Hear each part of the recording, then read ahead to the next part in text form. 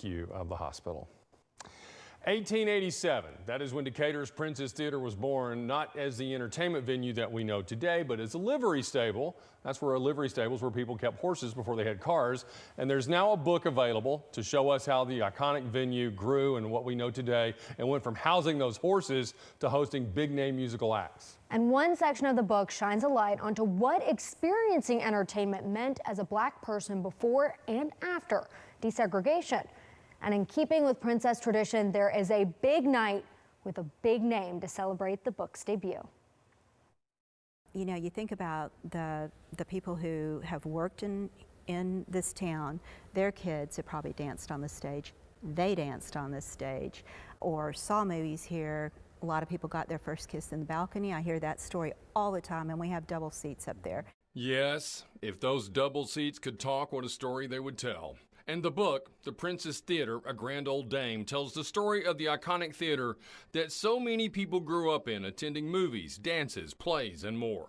Before social media, you know, you didn't have to, you know, like check in your location. He said you just saw where all the bikes were out front, and it was the theater. It was the best babysitter in town. George Washington Carver spoke to a crowd of 1,000. That was capacity in 1935 when he addressed Decatur Negro High School's graduating class.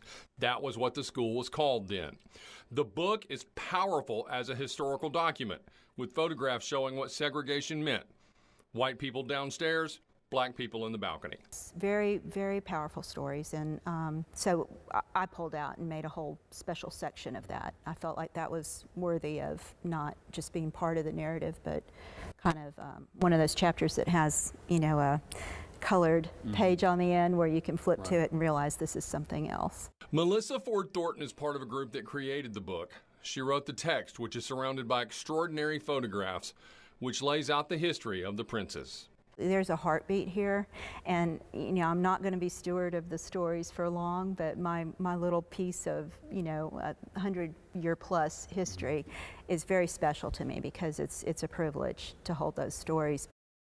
Along with Melissa Ford Thornton, historian Josh Allison worked on the book, as did the princess official photographer Dennis Keem.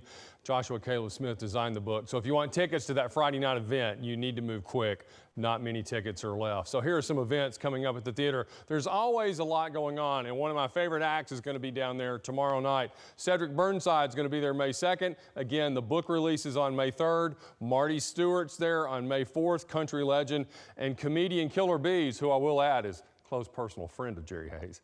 He's going to be there on May 19th.